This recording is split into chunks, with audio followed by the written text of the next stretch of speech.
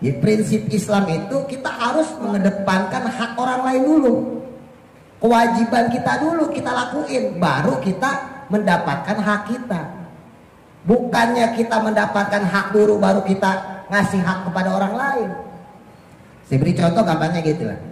Seorang suami itu dia boleh protes kalau nggak dilayanin sama istrinya, kalau semua hal yang menjadi kebutuhan istrinya sudah terpenuhi. Makan minumnya udah tercukupin, ya kalau tadi sandang pangan ya, pakaiannya udah tercukupin, duit kalau yang doyan make up ya make upnya tercukupi. Ketika si suami sudah memberikan apa saja yang dibutuhkan sama istri, maka baru kemudian kewajiban istri. Jadi hak istrinya dulu harus dipenuhi, baru kemudian kewajiban istri keluar, yaitu taat kepada suami. Begitu. Paham ya maksudnya ya? Saya balikin lagi ke tadi ya. Seorang anak diwajibkan taat berbakti pada orang tua, alasan Quran karena si anak itu dididik, dibesarkan oleh orang tua. Karena si anak itu diberikan ASI oleh ibunya. Nah sekarang andai kata ada anak, bapak ibunya kagak ngurusin, bapak ibunya acuh tak acuh, nggak open sama anak, ibunya nggak memberikan ASI selama 2 tahun. Lalu anak ini besar, terus ngelawan sama bapak ibunya. Apakah si bapak ibunya ini punya hak untuk menuntut supaya anaknya berbakti? Oh, bingung. Enggak, benar. Hak orang lain diperhatikan dulu. Kewajiban kita jalanin dulu, baru kemudian minta hak kita. Kalau kita punya anak, berarti kita punya kewajiban sebagai orang tua.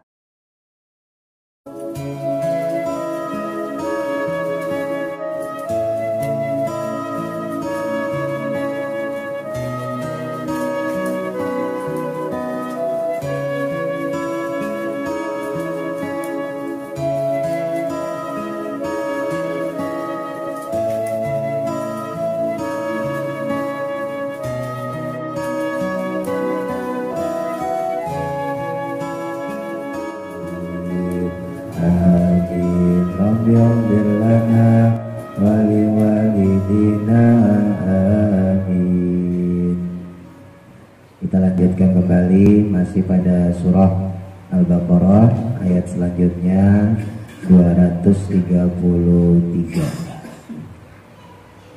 Bismillahirrahmanirrahim. Qala musannifu rahimahullahu ta'ala wa nafa'ana bihi wa bi barakati ulumihi fi daraini amin.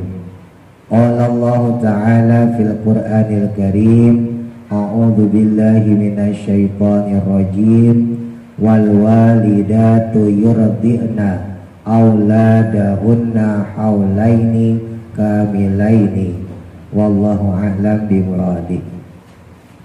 Wal walidatu, dan adapun kaum ibu ya, perempuan yang punya bayi, yurdi'na, dia menyusui, ai maksudnya liyurda'na, hendaklah kaum perempuan tadi menyusui auladahunna, akan anak-anak mereka. Berapa lama nyusuinnya? Haulaini, selama 2 haul. Amaini maksudnya 2 tahun. Jadi usahain kalau punya anak, punya bayi, disusuinnya 2 tahun. Kamilaini, dengan penuh keduanya, jadi sempurna keduanya. Sifatun, menjadi sifat muakkadatun, yang dikuatkan. Jadi secara hukum pun untuk seorang ibu yang susui bayinya ya sampai 2 tahun juga sunnahnya muakkadah. Walaupun tidak sampai wajib, tapi sangat dianjurkan dalam agama. Dzalika, akan hal tersebut, liman, bagi orang, aroda, yang dia mau, ayutima, untuk menyempurnakan, arrodoah, akan penyusuannya, wala ziyadata, dan tidak perlu ditambah lagi, alaihi, padanya. Jadi waktu tersebut ya kalau udah 2 tahun ya udah tinggal urusin di sapi deh. walaupun secara praktek mungkin ada yang kurang karena asinya udah keburu habis ya. Ada yang lebih ya, saya punya anak dua-duanya lebih 2 bulan kalau nggak salah tuh baru kesapih ya. Jadi tentunya secara praktek ya disesuaikan dengan kondisi ya, kondisional. Tapi secara hukum sangat dianjurkan. Wa alal mauludi lahu, dan atas bapak. Kalau maulud anak, kalau mauludillah itu bapak ya. Jadi yang punya anak namanya bapak berarti ya. Kalau walad itu anak, tapi kalau walid itu orang tua. Bahasa Arab tuh mirip-mirip jadinya. Kalau maulud itu anak, mauludillah itu bapak. Dan wajib juga bagi bapak ayil abi, maksudnya adalah bapaknya ya. Kewajiban atas bapak tadi rizquhunna, memberikan rezekinya kepada mereka, maksudnya kepada si ibu-ibu ya. Jadi hukum suami menafkahi istri bukan sunnah tapi wajib.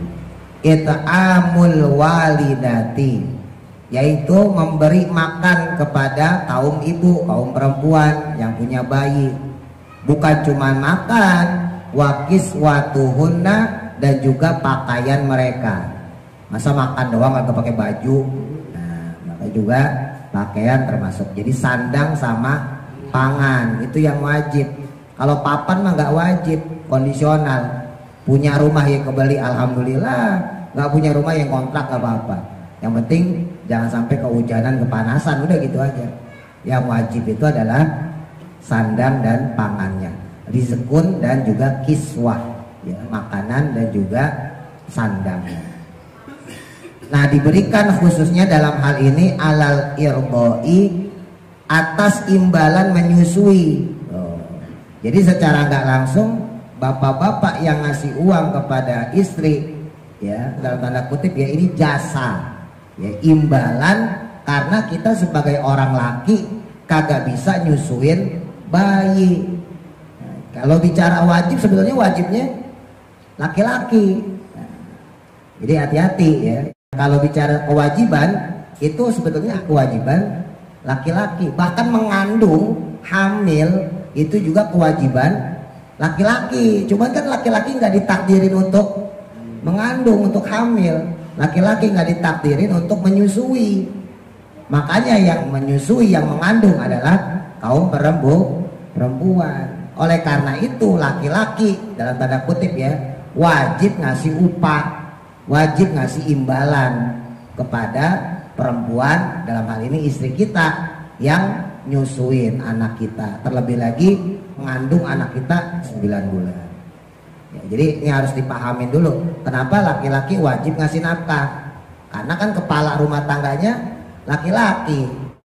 Aslinya itu tuntutannya itu ada di laki-laki ya, yang mengandung, yang hamil ya laki-laki, yang nyusuin ya laki-laki, yang ngurus ya laki-laki gitu. Jadi perempuan itu kalau di Quran itu cuman diibaratkan seperti sawah ladang, cuman untuk tempat bercocok tanam doang ya. Nisa hukum harsul lakum yang kemarin kita bahas tuh ya. Jadi istri-istri kalian itu seperti sawah ladang kalian. Faktu harsakum annasyitum, silahkan datengin kapan saja kalian mau, kapan saja kalian suka. Jadi disitulah hak kita tuh. Makanya istri nggak boleh nolak seandainya suami mendatangi dia ya, untuk hubungan badan tentunya. Wajib buat perempuan nerima, sekalipun si perempuan lagi capek. Tapi kan antara hak ada juga kewajiban, bukan cuma hak doang ya, bukan hak doang tapi juga ada kewajiban. Lah kewajibannya aslinya si suami ini dia ditugaskan untuk dari melahirkan, ngerawat anak ya, terus kemudian nyekolahin, ngajarin ngaji dan seterusnya begitu. Cuman kan ya kita kan laki-laki nggak mampu dan kita nggak ditakdirin sama Allah untuk hamil, maka anak tersebut ya, dalam tanda kutip kita nih yang laki-laki ya, kita titipin kepada istri kita gitu. Akhirnya kita yang nyari nafkah. Ketika kita nyari nafkah kan dapat duit berarti. Nah istri kita kasih duit. Jadi hukumnya segitu ya.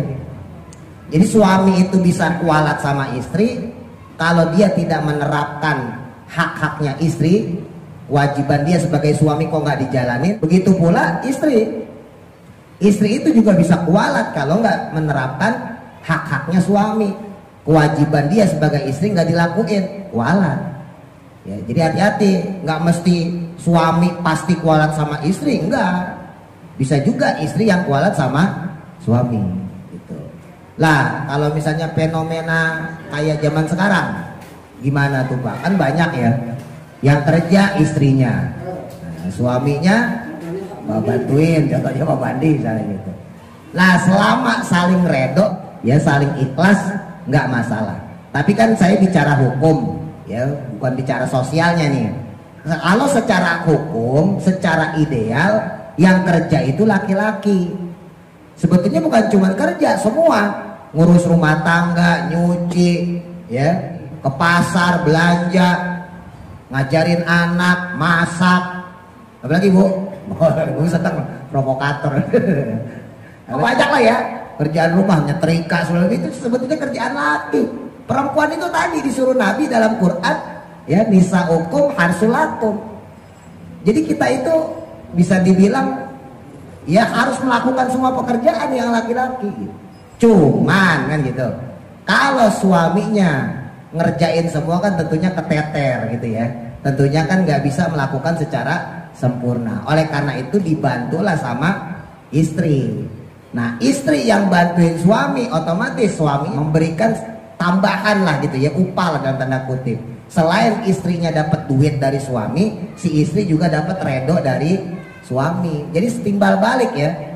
Walaupun seorang istri itu diperbolehkan dalam tanda kutip ongkang-ongkang kaki di rumah, ya segala macam yang ngerjain suami gitu ya. Dari urusan rumah tangga, urusan anak, suami yang ngerjain. Walaupun istri diperbolehkan santai-santai di rumah, tapi ketika seorang istri bantu pekerjaan suami, maka redonya suami kan ada di situ. Nah, disitulah letak pahalanya seorang istri. Gitu. Tapi ya antara hak kewajiban harus dipenuhi dulu. Kan banyak Bapak Ibu ya yang curhat misalnya gitu ke saya, Ustaz suami saya begini. Saya nggak mau buru-buru nyalain suaminya, saya tanya dulu, ibu bener nggak jadi seorang istri? Atau sebaliknya ya, ada seorang suami ngomong, Ustaz istri saya kok begini? Ya saya nggak mau buru-buru nyalain istrinya, saya tanya dulu, bapak sebagai suami bener nggak? Jadi dalam Islam itu hak dan kewajiban nggak sama Bapak Ibu. Seseorang itu harus mengutamakan hak orang lain. Jadi mengedepankan, memprioritaskan hak orang lain, baru kemudian kita boleh mendapatkan hak kita sendiri. Hati-hati nih, ini harus diingat nih. Di prinsip Islam itu kita harus mengedepankan hak orang lain dulu. Kewajiban kita dulu kita lakuin, baru kita mendapatkan hak kita. Bukannya kita mendapatkan hak dulu baru kita ngasih hak kepada orang lain. Saya beri contoh gampangnya gitu lah. Seorang suami itu dia boleh protes kalau nggak dilayanin sama istrinya, kalau semua hal yang menjadi kebutuhan istrinya sudah terpenuhi. Apa kebutuhan istrinya? Ya relatif ya, tergantung kebiasaan. Misalnya kayak urusan makan, minum, ya makan minumnya udah tercukupin. Ya kalau tadi sandang pangan ya pakaiannya udah tercukupin, duit. Kalau yang doyan make up ya make upnya tercukupi. Ketika si suami sudah memberikan apa saja yang dibutuhkan sama istri, maka baru kemudian kewajiban istri. Jadi hak istrinya dulu harus dipenuhi, baru kemudian kewajiban istri keluar, yaitu taat kepada suami. Begitu, paham ya maksudnya ya? Jadi suami pun nggak bisa ujuk-ujuk urus anak. Itu begini, ini begitu, nggak bisa. Karena standarnya itu yang ditanya di akhirat itu adalah suami dulu, bukan istri dulu. Jadi ibu-ibu tenang aja, kalau di akhirat itu yang ditanya adalah suami dulu. Istri belakangan, suami dulu yang ditanya. Kan kepala rumah tangganya siapa? Suami. Sekalipun secara praktek, sekali lagi ya, secara faktanya, secara sosial, kadang-kadang di rumah tangga itu kedudukan istri lebih tinggi. Kadang-kadang kedudukan secara ekonomi, misalnya sama-sama kerja ya, duitnya istri lebih banyak, bisa jadi secara sosial seperti itu. Tapi kalau di akhirat enggak, mau peduli duitnya yang lebih banyak istri ke, mau pangkatnya yang lebih tinggi istri ke, di akhirat nanti yang dipertanyakan dulu adalah suami baru istri. Paham nih maksudnya nih? Ya. Jadi hati-hati, kita yang laki-laki boleh protes kalau seandainya hak-haknya si istri sudah kita tanam. Begitu pula ibu sebagai istri boleh protes kalau hak-haknya suami sudah ibu jalanin. Apa misalnya ya tadi tuh bantu-bantu. Jangan minta duitnya doang, bantuin kagak. Jadi kenapa zaman sekarang banyak rumah tangga pecah ya, rumah tangga kagak karuan lah ya, kagak keurus dan sebagainya, karena itu tadi sama-sama mentingin hak sendiri-sendiri ya. Jadi karena dia tahu sebagai suami saya punya hak, yang istri juga mengatakan saya sebagai istri punya hak, akhirnya karena sama-sama nuntut hak kagak mikirin kewajiban masing-masing. Padahal dalam Islam itu yang harus dilakukan adalah kewajiban dulu. Hak orang dulu kita penuhin, baru hak kita dapat. Ini diingat-ingat nih ya. Hak orang lain dulu kita penuhin, baru hak kita dapat. Jadi kewajiban kita dulu jalanin, habis itu baru hak kita ya. Bukannya hak dulu baru kewajiban, bukan. Kewajiban kita dulu. Kita punya kewajiban apa? Sebagai suami misalnya ngurus istri, sebagai istri misalnya ngurus suami dan anak dan sebagainya ya. Maka itu lakuin dulu, baru kita mendapatkan haknya gitu ya. Nah di sini termasuk tadi di dalamnya adalah menyusui. Nah menyusui juga merupakan bagian daripada hak anak ya. Kalau kita ujukin ke hukum status keluarga ya, kalau di surat Luqman tuh ada wa wasainal insana biwalidayhi hamalathu ummuhu wahnan ala wahnin wa fisaluhu fi amaini dan seterusnya, itu bahwa seorang anak wajib berbakti kepada orang tua ya, wabil walidaini ihsana, wajib berbuat baik, berbuat ihsan kepada bapak ibunya. Bapak ibunya itu yang telah berusaha untuk mendidik dia, membimbing dia. Bahkan ibunya mengandung dia selama 9 bulan ditambah dengan menyusuinya, menyapinya selama 2 tahun. Nah nih saya balikin lagi ke tadi ya. Seorang anak diwajibkan taat berbakti pada orang tua, alasan Quran karena si anak itu dididik, dibesarkan oleh orang tua. Karena si anak itu diberikan ASI oleh ibunya, makanya wajib seorang anak nurut pada orang tuanya. Nah sekarang andai kata ada anak, mohon maaf misalnya oleh satu rumah tangga lah, bapak ibunya kagak ngurusin, bapak ibunya acuh tak acuh, nggak open sama anak, ibunya nggak memberikan ASI selama 2 tahun, lalu anak ini besar terus ngelawan sama bapak ibunya. Kalau menurut bapak ibu dari pelajaran kita, salah apa enggak sih anak? Ayo. Apakah si bapak ibunya ini punya hak untuk menuntut supaya anaknya berbakti? Padahal perintah Quran tadi ya, seorang anak wajib berbakti karena bapak ibunya lah yang mengurus dia, karena bapak ibunya lah yang membesarkan dia, karena ibulah yang mengandung dia selama 9 bulan dan memberikan ASI selama 2 tahun dan seterusnya. Berarti kan itu persyaratan, paham gak nih? Hak seorang anak atas orang tuanya. Andai kata ada anak tumbuh besar ya, tapi kok dia nggak nurut sama orang tua, ngebantah aja, nakalnya minta ampun, karena waktu kecilnya nggak diopenin sama orang tua, nggak difasilitasin ya, bahkan ASInya saja nggak nyampe 2 tahun. Pertanyaannya, saya ulang lagi, salah nggak si anak melakukan itu? Dosa nggak dia nggak berbakti pada orang tua? Salah nggak si anak? Oh, bingung. Enggak, benar. Makanya itu saya bilang, hak orang lain diperhatikan dulu, kewajiban kita jalanin dulu, baru kemudian minta hak kita. Kalau kita punya anak, berarti kita punya kewajiban sebagai orang tua. Apa kewajiban orang tua terhadap anak? Minimal 3 lah.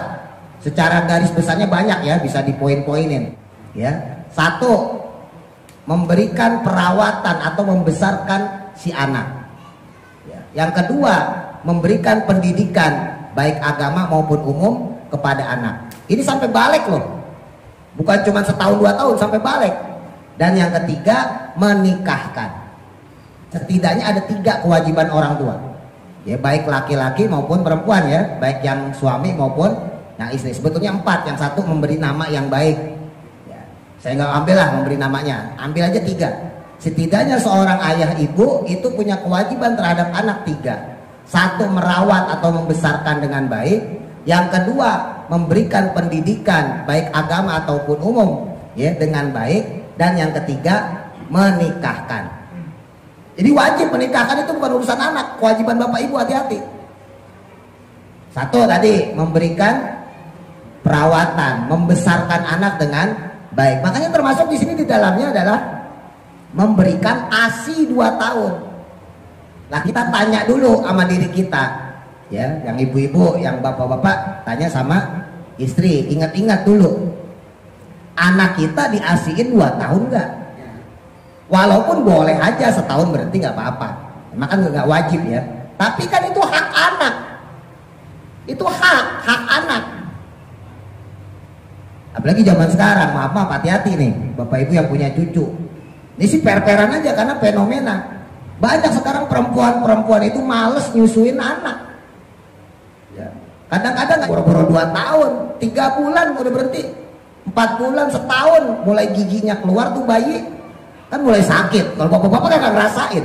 Nah, ibu-ibu ngerasain, usinya udah mulai keras, digigit-gigitin tuh pentilnya, sakit dia tuh. Udah mulai nggak mau netein lagi, nggak mau nyusuin lagi. Kalau masih di kompa masih mending disusuin pakai botol, tapi susunya tetap ASI. Kadang-kadang langsung pakai formula, yang belum tentu sama anak itu cocok. Ya namanya bikinan Gusti Allah asli ya, ASI kan bikinan Allah. Sama bikinan sapi coba, kan beda bapak ibu. Kalau bicara sehatnya insya Allah sehat, bicara nutrisinya insya Allah dapat, bicara gizinya insya Allah mungkin dapat. Tapi kan nggak sesempurna ASI, air susu ibu yang memang buatan langsung dari Allah. Nah pertanyaannya tuh, ketika ASInya nggak disempurnain, terus kebutuhan dia sekolah misalnya nggak pati diturutin, ya, kebutuhan ngaji misalnya nggak pati diopenin sama bapak ibunya, beranjak makin dewasa, mulai berani ngebantah orang tua, berani melawan orang tua. Kalau pakai hukum Islam, kalau pakai hukum Quran, maka si anak agak salah, karena dia juga punya hak untuk melakukan itu. Dia punya hak untuk menentang orang tuanya, karena dulu orang tuanya tidak melakukan apa-apa yang diwajibkan oleh Allah sebagai orang tua. Kalau anak yang durhaka terus kayak gimana? Kalau bapak ibunya benar-benar sudah memberikan apa-apa yang menjadi kebutuhan si anak. Anaknya diurus dengan baik, anaknya diopenin, ya dirawat, ya ibunya nyusuin sampai 2 tahun, semua kebutuhan pendidikannya dipenuhin, ngajinya dari sekolahnya, ya sampai sarjana misalnya gitu ya. Terus dinikahin, mau perempuan mana, kalau laki, kalau perempuan mau laki yang mana nanti bapak ibu nikahin, diturutin semuanya. Lah kok ngebantah orang tua, lah kok berani sama orang tua, ngelawan sama orang tua. Nah ini baru kategorinya anak durhaka. Jadi bapak ibu jangan juga ngecap langsung anak durhaka gitu. Jadi seandainya ada orang tua ya, tiba-tiba anaknya ngelawan, terus orang tua itu ngomong dasar anak durhaka, belum tentu. Bisa jadi bapak ibunya yang durhaka sama anak. Lah iya, kalau bapak ibunya nggak mapasin si anak ya, kalau bapak ibunya nggak ngopenin anak, nggak ngerawat anak, berarti yang durhaka siapa? Orang tua apa anaknya? Orang tua. Jadi seringkali juga ya, yang kualat itu bukan anak tapi orang tua. Zaman sekarang tuh ngeri bapak ibu. Kalau kita belajar kitab-kitab yang lebih dalam lagi misalnya ya, kenapa seorang suami misalnya rezekinya seret, kenapa seorang istri rezekinya seret? Itu kebanyakan bukan karena nggak dapat rezeki atau rezekinya susah, itu bukan, karena dia kualat sama anaknya. Simpel, karena kualat sama anaknya. Saya sering nyontoin kan ya, mohon maaf ya, sekarang ini kan ada KJP ya, kata Jakarta Pintar tuh, dapat duit sumbangan dari pemerintah sekian ratus ribu ya untuk beli tas sekolah dan sebagainya, belum yang duit cashnya. Ini saya tahu karena secara fakta nggak sedikit ibu-ibu dapat KJP, bapak-bapak tuh kalau misalnya dapat KJP, pokoknya orang tua yang dapat KJP bukan buat pendidikan anak, bukan, buat kebutuhan bapak ibunya. Coba bayangin, emang ada beberapa item misalnya harus beli alat sekolah gitu ya, alat tulis, oke dibeliin sama dia tas, dibeliin tas karena pakai KJP-nya nggak bisa gitu. Kan saya dengar dari orang-orang juga tahu ini, akhirnya beli tas ya kan, tas sekolah harga 200.000 ya, terus kemudian tas ini dijual sama orang. Nah iya, duitnya 200.000 dikantongin sama ibunya, dikantongin bapaknya, belum ntar yang dapat uang cash. Kalau itu kan yang harus berbentuk barang. Jadi KJP kan ada yang bentuk barang, ada yang bentuk uang. Kalau uang cash nggak ketahuan tuh, beliin pulsa, apalagi sekarang pakai buat judi online ya, buat pinjol macam-macam. Nah gimana orang tua kagak kualat sama anak? Ini fakta bapak ibu. Ntar ngeluh bapak ibunya gitu, wah rezeki saya seret, ya, usaha saya seret macam-macam. Karena ya diawalinya sendiri udah salah, dari setar awalnya nikahnya juga salah, punya anak nggak punya bekal keluarga salah juga, dan seterusnya gitu ya. Nah, jadi wajib ya buat seorang suami itu memberikan rizki dan juga memberikan kiswah pakaian kepada istri-istrinya. Alal irdoi, atas ya imbalan atau jasa lah ya, gampangnya dalam tanda kutip, menyusui. Idza kunna, saat mereka itu mutolaqatin, diceraikan. Tuh, termasuk kalau perempuan tersebut diceraiin bil ma'rufi, dengan cara yang baik-baik. Nah, termasuk andai kata si perempuan itu diceraikan, bukan berarti ketika diceraikan maka putus semua-mua. Andai kata ada seorang wanita diceraikan dan dia posisinya masih menyusui, maka wajib buat suami tetap memberikan bayaran, memenuhi makanan dan juga pakaian si ibu dan anaknya. Jadi ketika cerai itu nggak selesai begitu aja, enggak, tapi ada tetap kewajiban-kewajiban seorang suami kepada mantan istrinya itu, dengan cara yang baik-baik, biqadri taqatihi, dengan sesuai kesanggupannya. Ya tentunya sesuai dengan kesanggupannya, ya disanggup-sanggupin maksudnya gitu. La tukallafu, dan tidak dibebani nafsun seseorang pun illa wus'aha, kecuali sesuai dengan kemampuannya. Taqatahu, maksudnya yaitu kesanggupannya. La tudara, dan tidak boleh menyengsarakan walidatun. Nah, kalau walidun bapak, kalau walidatun ibu, pakai tamar butoh. Biwaladiha, dengan sebab anaknya. Nggak boleh seorang ibu menjadi sengsara ya sebab anak yang disusuin tadi ya, bisa babihi, dengan sebabnya. Misalnya bi antukrohu, dengan memaksa ala irdoihi, untuk menyusuinya. Idam tanaat, ketika dia itu menolak atau keberatan terhadap menyusui anaknya. Jadi perempuan juga tetap punya hak. Andai kata dia keberatan menyusui anaknya, diperbolehkan ya, karena menyusui itu dihukumi bukan wajib tapi sunnah. Lah kenapa ada hal seperti ini? Karena tadi tuh dikembalikan kepada respon suami. Kalau suaminya baik, nurutin dia, Pak misalnya saya pengen bakso nih, beliin bakso, bakso beliin gitu ya.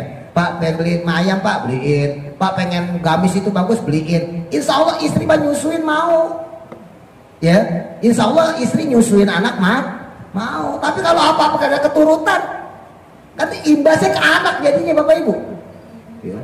Beli bakso, bakso mulu jajan, simpen-simpen tabungin oh gitu ya, padahal kagak punya duit ya. Mie ayam Pak, mie ayam, wah jajan mulu kamu.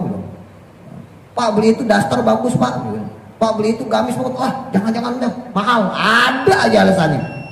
Padahal emang kagak mau beli, otomatis imbasnya ke anak bapak ibu. Ya, coba ibu-ibu kalau digituin tuh, kira-kira mau gak nyusuin anak? Otomatis kagak kan gitu logikanya ya. Nah makanya diperbolehkan kalau kayak gitu. Nah berarti kan si istri ini sebetulnya gak nolak menyusui, Dia tidak mau menyusui si anak bukan mutlak karena dia nggak mau, tapi karena perlakuan suami terhadap dia. Coba kalau apa-apa diturutin, pasti si istri juga mau nyusuin.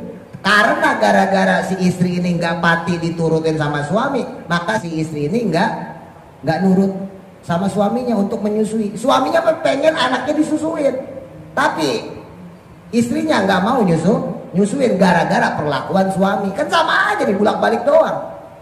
Makanya nanti kelak seandainya ditagih di akhirat, wahai ibu, wahai perempuan, kenapa kamu nggak mau nyusuin anakmu? Maka si ibu ini akan jawab, karena suami saya nggak memfasilitasi saya. Orang mah supaya air susunya banyak, beliin sayur kangkung kek, beliin katuk kek, sayur bayam kek, beli makanan yang bergizi kek, supaya anaknya bisa saya susuin. Lo cuma disuruh nyusuin doang, dikasih makan, dikasih minum, ya yang seadanya doang, kagak bergizi. Boro-boro minta mie ayam bakso misalnya gitu kan. Coba kalau kayak gitu. Maka yang ditanya kemudian setelah si perempuan, si ibu, yang ditanya kemudian adalah bapaknya si suami. Bener bapak kamu begitu? Iya. Waktu muda saya, waktu sama istri saya punya anak satu, tuh punya anak dua, masih kecil, saya nggak memfasilitasi dia, saya nggak nurutin kemauan dia. Jadi penyebab si istri ini nggak mau nyusuin itu bukan murni karena si istri, tapi gara-gara suami yang nggak mau memenuhi kebutuhan istri itu. Tetap pertanggungjawabannya ke suami pak ya. Nah, di sini harus hati-hati makanya. Wala yudarru, dan tidak boleh juga menyengsarakan mauludun lah. Nah tadi ya kaum bapak, mauludun lah berarti bapak-bapaknya. Biwaladihi, dengan sebab anaknya. Ai maksudnya bisa babihi, dengan misalnya sebab biayukallafa, dengan diberi beban fauqotokotihi, di atas kemampuan dari si bapak. Nah ini juga sama nih, seorang istri kagak boleh minta yang di atas kemampuan suami gitu. Jadi balik lagi sama kayak tadi, memang istri itu harus diturutin, tapi permintaannya juga jangan yang aneh-aneh. Kalau kayak cuman sekedar beli bakso kan kejangkau ya. Pak beli bakso pak, ya mah. Pak beli mie ayam pak, siap. Kan gitu masih kejangkau. Pak beli somai pak, ya. Pak beli susu nih, saya pengen susu supaya anaknya tambah senang juga nyusunya. Pak beli bayam nih, pak beli katuk nih, kan tuh masih kejangkau ya. Nah itu juga harus disadarin sama seorang istri gitu. Jangan minta yang aneh-aneh. Ya, misalnya kakak beli, misalnya beli pizza, ya, tiap hari beli pizza 200.000, bangkrut suaminya lama-lama. Ya, ngurusin dia doang ya kan. Minta beli apa, misalnya burger misalnya gitu. Jadi nggak masuk di akal mintanya.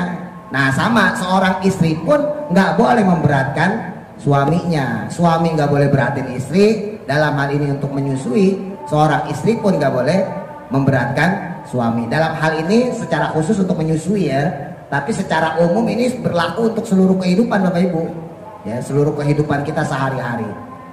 Ya intinya saling pengertian. Wa idofatul waladi, dan pengidofahan atau penghubungan lafadz al-walad ila kullin, pada setiap minhuma dari lafadz keduanya, ya lafadz ibu bapak tadi, fil maudiaini, pada kedua tempat tersebut, itu lil istiqofi, karena bentuk sayang atau bentuk kesantunan. Ya makanya digabungin antara maulud sama mauludullah tadi ya. Wa alal warisi, dan juga wajib pada ahli waris.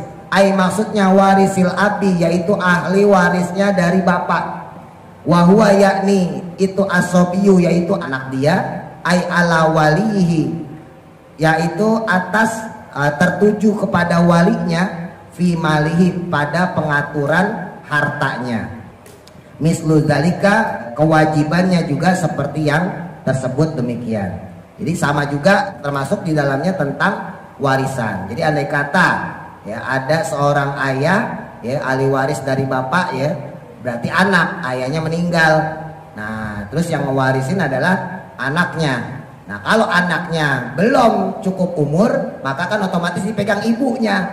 Ya, ibunya masih ada. Nah, kalau sebaliknya ya, ibunya yang meninggal, anak kan dapat waris. Nah, bapaknya kan masih ada, maka otomatis yang megang bapaknya.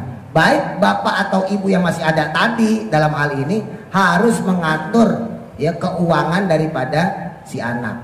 Nah ini juga sering terjadi ya di masyarakat kita, khususnya apalagi yang nggak ngerti warisan. Bapaknya meninggal, duitnya dipegang sama ibu, kan begitu umumnya. Atau kalau ibunya meninggal, warisan itu dipegang sama bapak. Kadang-kadang nggak ngerti warisan, dipegang aja semuanya. Kalau yang meninggal ibu ya bapaknya megang semua harta. Kalau yang meninggal bapak, ibunya megang semua harta. Padahal ada anak. Anak itu waris juga. Nah ini kualat lagi tuh. Jangan salah. Orang tua yang kualat sama anak. Karena hartanya dipegang semua. Oke, untuk sementara karena dia masih kecil misalnya. Karena dia belum balik misalnya. Karena dia belum cukup umur misalnya. Boleh. Tapi ketika dia sudah cukup umur, dalam Islam dikategorikan umur 20 tahun. Ya bukan balik, kalau balik kan 15 sudah bisa balik. Tapi belum bisa membedakan mana yang baik dan buruk, takutnya masih boros. Tapi ketika dia sudah usia 20 tahun, sudah menjelang mumayyiz, dia sudah termasuk mukallaf yang sempurna, maka wajib menawarkan uang warisan tadi. Perkara nanti si anak belum mau, Bu atau Pak, kalau yang meninggal bapaknya atau ibunya ya, nah, saya belum mau deh, uang dari bapak udah pegang sama ibu dulu bisa gitu. Atau uang dari ibu bapak pegang dulu aja karena yang meninggal adalah ibunya gitu ya, karena dia nggak kuat. Itu nggak apa-apa. Kenapa? Karena itu adalah hak dia. Orang tua wajib nawarin anak sebagai bentuk ahli warisnya, sekalipun kemudian si anak memberikan kembali kepada orang tuanya. Udah pegang dulu, nanti kalau nikah baru saya minta. Nah kebanyakan nih praktek lagi-lagi nih yang bikin kualat orang tua adalah duitnya dipegang, bahkan gak jarang dihabisin. Padahal ketika si bapaknya mati juga, ibunya dulu yang meninggal nih ya, bapaknya megang duit si anak ya, warisan dari ibunya gak dikasih, bapaknya kemudian meninggal juga, kan bapaknya warisin. Tuh ini fakta sekali lagi ya, hati-hati. Nah ini yang juga nggak terlepas nanti dari pertanyaan akhirat bapak ibu. Ditanya itu di akhirat yang kayak gitu-gitu. Alal abi atas bapaknya, lil walidati kepada ibunya, walidat ya. Mina rizki berupa rizki, wal kiswati dan juga sandangnya. Ya termasuk sandang pangannya juga urusan dari orang yang megang duit ahli waris tadi, gitu maksudnya.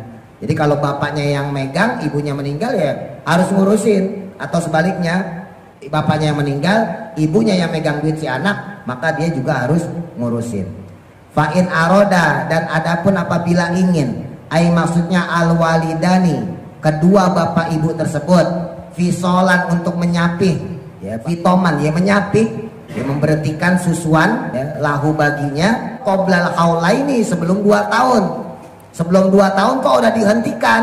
Sodiron timbulnya itu antarodin, dari kerelaan masing-masing, suaminya rela, istrinya rela ya, ittifaqon karena sepakat, minhuma dari keduanya, watasyawurin dan karena musyawarah, udah dimusyawarahin dulu ya, bainahuma di antara keduanya, antara suami dan istri, antara bapak dan ibunya, litazharo karena mendapatkan maslahatus sobi, adanya maslahat atau kebaikan bagi si anak fihi di dalamnya.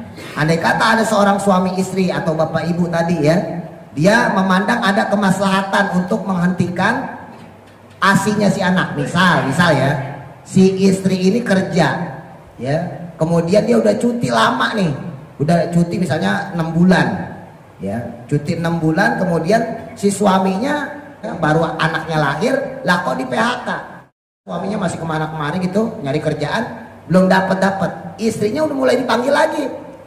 Sementara istrinya posisinya masih nyusuin, terus istrinya ngomong, "Pak, kalau begini udah deh mama aja yang kerja. Papa kan kalau nungguin kerja juga repot juga nih, kelamaan nih. Yaudah, untuk sementara karena papa belum dapat kerjaan, biar mama yang kerja dulu. Kebetulan ini mama udah cuti 6 bulan, udah lama ini. Mama harus buru-buru kerja, kalau nggak dipecat," misalnya gitu ya. Maka atas ketersediaan bersama, atas musyawarah bersama, oh ya udah gitu Pak. Ya, silakan mama kerja, papa redo, mama juga harus redo, papa berarti tinggal di rumah ngurus anak. Nah ini boleh, jadi saling sama-sama redo. Ibarat kayak tukang ayam, bapak ibunya sama-sama kerja ke pasar gitu ya. Nah itu nggak apa-apa kalau sama-sama redo. Makanya jangan ada yang diuntungkan dalam hal ini. Jangan mentang-mentang suaminya bantuin ya, istrinya megang duit, semua dikelola sama istri, ya suami dibagi juga maksudnya gitu. Ya suami dibeliin rokok kayak, dibeliin apa kayak gitu ya. Begitu pula sebaliknya, mentang-mentang istri yang di pasar, jangan suami engkang-engkang kaki di rumah. Wah enak kalau begitu, kagak boleh. Ya, jadi tetap harus berdasarkan musyawarah. Gitu lagi ya. Fala junaha, maka tidak apa-apa, tidak terhalang, maksudnya tidak berdosa alaihima atas keduanya fidzalika pada kasus tersebut. Jadi nggak apa-apa kalau memang berdasarkan maslahat si anak sendiri ya, harus menghentikan susuan bayinya. Lah daripada bapak ibunya kagak kerja, bapaknya kagak kerja baru di PHK, ibunya belum bisa kerja karena usaha untuk nyusuin anak sampai 2 tahun. Lah gimana? Kan malah kagak makan jadinya kan. Makanya demi kemaslahatan anak, si ibu kemudian kerja lagi. Nah ini nggak apa-apa, berarti kan si ibu kemungkinan kecil untuk menyusuin anaknya sedikit. Paling tadi diakalinnya dipakein botol ya, masukin kulkas dan seterusnya. Wa in aradtum, dan jika kamu ingin, khitabul lil abai, ya khitabnya kepada kaum bapak, antas ta'ridu, ya mencari susuan lain, auladakum untuk anak-anak kalian, marodi'a yaitu wanita yang menyusui, ghairul walidati selain ibunya, fala junaha maka itu pun tidak apa-apa, alaikum pada kalian, fihi dalam hal tersebut. Nah ini juga boleh ya, mencarikan ibu susuan. Nabi sendiri selain disusui sama ibu beliau ya, Ibunda Sayyidah Aminah, beliau juga disusuin sama 2 perempuan. Satu Suwaibah, budaknya Abu Lahab yang pertama, yang kedua Halimatus Sa'diyah. Yang lama itu sama Halimah Sa'diyah ya. Yang pertama kali itu Suwaibah, budaknya Abu Lahab. Karena Abu Lahab ini kan masih uaknya Nabi, ya kakaknya dari bapaknya Rasulullah, dibebasin Suwaibah. Saking senengnya mengetahui ponakannya lahir, apalagi disusuin sama Sube. Merdeka kamu, merdeka, bebas. Nah kemudian ketika usia 2 bulan 3 bulan diberikanlah ya Nabi Muhammad SAW kepada Ibu Halimah Sa'diyah untuk disusui, bahkan dididik sampai besar ya. Nah jadi diperbolehkan. Idza salamtum, jika kamu itu menyerahkan, ilaihina kepada mereka, ma upah, maksudnya di sini ataitum yang membayar kalian itu, ai aradtum maksudnya kalian berkehendak, ita'ahu untuk membayarkannya, membayarkan upah ya, lahunna kepada mereka, minnal ujroti berupa upah atau bayaran, bil ma'rufi dengan cara yang ma'ruf. Boleh juga kita ngasih bayaran, maksudnya jangan dianggap hal tersebut menyepelekan orang ya, boleh ngasih bayaran. Karena kan ada beberapa hal yang nggak boleh dibayar, misal kayak korban. Ada orang ya dia motongin korban, sebetulnya kalau bicara hukum ya nggak boleh dibayar pakai korban itu, dibayar pakai duit boleh. Tapi seandainya ada orang motong korban ya, terus dijanjikan nanti bapak dapat palanya, nggak boleh. Itu kan bayaran juga ya, nggak boleh. Walaupun si sohibul hajat tadi yang memberikan. Ini kita punya sapi, saya lah gitu ya, saya punya sapi, terus saya minta tolong nih, Pak tolong Pak potongin sapi saya, nanti bapak saya upahin kepala, kagak boleh. Kalau sebagai hadiah boleh, tapi kalau sebagai upah karena dia motong kagak boleh. Nah ada beberapa hal seperti itu ya. Nah di sini ketika ada seorang anak disusuin sama orang lain, ya kalau dalam hal ini fala junaha alaikum, maka nggak berdosa, diperbolehkan untuk memberikan upah. Bil jamili, dengan bagus ya, katoyibin nafsi ya, ridhonya hati kita. Wattaqullaha, dan bertakwalah kepada Allah, takutlah pada Allah. Wa'lamu, dan ketahuilah oleh kalian, annallaha sesungguhnya Allah, bima dengan perkara, ta'maluna yang kalian lakukan, itu basirun maha melihat atau maha mengawasi. Jadi hati-hati karena Allah itu maha mengawasi. La yakhfa, tidak ada yang tersembunyi, alaihi bagi Allah, syai'un sesuatu pun, minhu darinya. Nggak ada yang tersembunyi bagi Allah, dan semua yang kita lakukan diawasi, dilihat sama Allah, sehingga kita nanti bakal mempertanggungjawabkan apa-apa yang kita lakukan di dunia. Makanya karena hidup itu di dunia sempit, sebentar ya, sementara, nggak usah aneh-aneh, udah jalanin hidup ya, ibadah yang banyak. Bentar lagi mati mau ngapain ya kan. Nah udah ibadah yang bagus, yang banyak, manfaatin, karena semuanya itu bakal dipertanggungjawabin kepada Allah. Punya anak soleh bisa bantu kita, insya Allah bantuin kita bisa masuk ke surga. Tapi punya anak durhaka itu juga bisa nyeret kita masuk ke dalam nerakanya Allah. Makanya di sini pentingnya untuk mendidik anak dan cucu kita. Dan itu bermula dari semuanya ya, dari awal tadi, dari pernikahan, dari menyusui dan seterusnya. Walladzina yutawaffawna wallahu a'lam. Mudah manfaat. Al-Fatihah. A'udzu billahi minasy syaithanir rajim. Bismillahirrahmanirrahim. Alhamdulillahi rabbil